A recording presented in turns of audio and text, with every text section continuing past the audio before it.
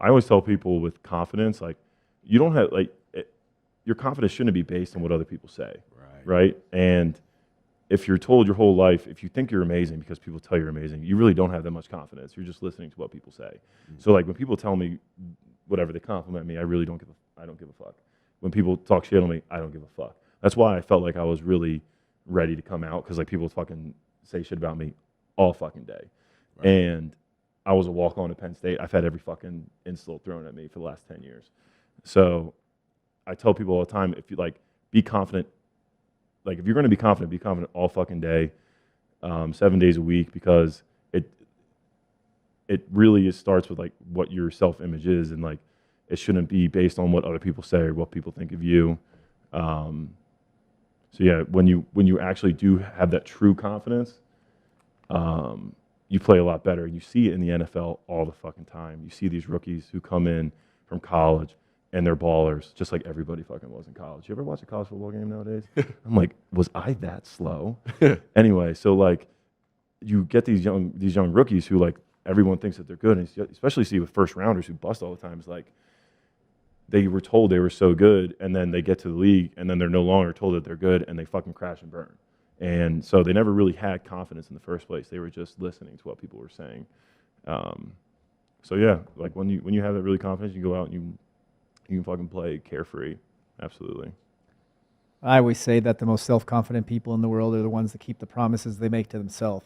So Okay. if you are constantly breaking promises, I'm going to get up, I'm going to do this, I'm going to go to the gym. Yeah. When you don't go to the gym, it's so much more than just gaining weight or getting out of shape. You've said you're going to do something and you're not going to do it. So now you've smashed your self-confidence, which now makes you more vulnerable to the noise, to the chatter.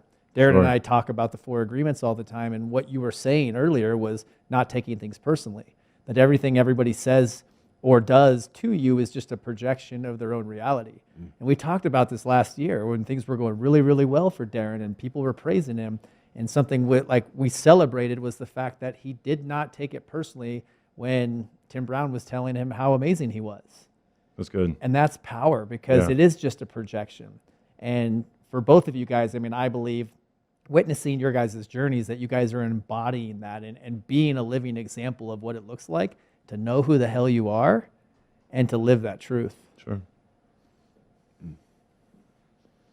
What would you say to somebody that is in a place where they want to walk into their truth or say what's on their heart, but feels kind of stuck, feels like they don't know what to do or what's up next for them? What would be a simple piece of advice that you give to them? Dude, I am terrible at giving advice. Like with like coming out and like living their truth.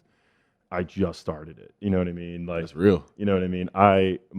When I met my boyfriend, like he wasn't even out to his family, so he was asking me advice. I was like, dude, I was I was like, I'm just supportive.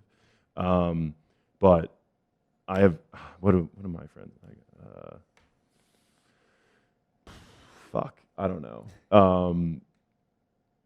I think it's You know powerful. what I mean? Like I don't know. I think it's powerful that you say that, because I feel like a lot of people may make a decision or expect a certain level of breakthrough when they get to a point in their life, but it may not actually be the case. Like you said, like I was Yeah. like, oh, it should be a sense of freedom when you came out. You're like, nah, it's still stressful as fuck. Like, Yeah. and that's what people need to hear. Like it may not be exactly what you want to feel like right then and there.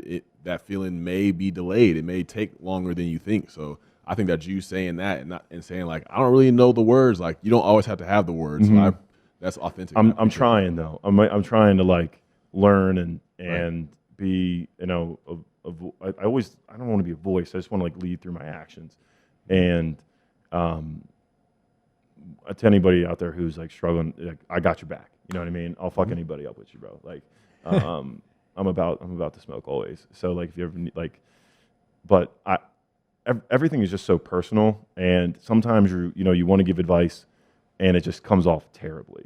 Like I've gotten advice from people that is just so bad, and like I've had people really close to me that were telling me like, don't come out, don't do it, and I was like, God damn, I want to fucking do it.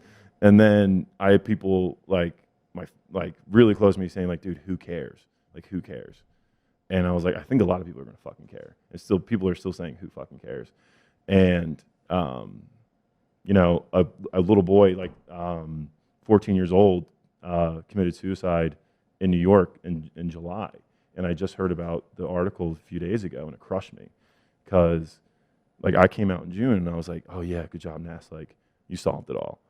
And then, like, you go on Twitter and you see all this homophobia, you see all these really fucked up things, and it's just, you don't really notice it. You know, when you buy a car and then you notice all the other cars on the road, it's kind of the same thing. Like, when I came, I didn't know, like, I know very few gay people. And I didn't know any gay people till a couple years ago. So I didn't really see it until, like, I experienced it. So, like, all the people who said, who cares, like, there are young kids who kill themselves because they're afraid of what life will be like for them in the future. And it crushes me.